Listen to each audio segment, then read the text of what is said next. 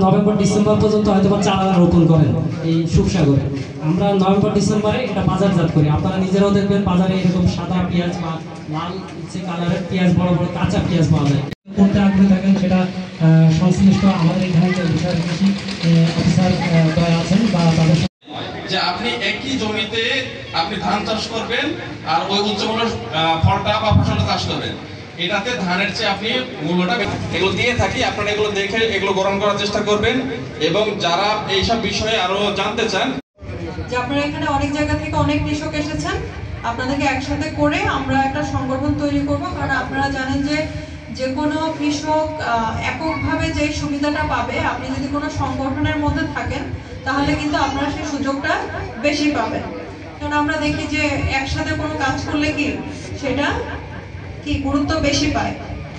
এখন আপনি যে কোনো অফিসে যান কিংবা যে কোনো জায়গায় যান, আপনার দলবদ্ধভাবে গেলে কি হবে, সেটা কিন্তু দ্রুত কার্যকরী হবে। কিন্তু আপনি একা যেটা হবে না, সেটা আপনার একসাথে গেলে হয়তো হবে।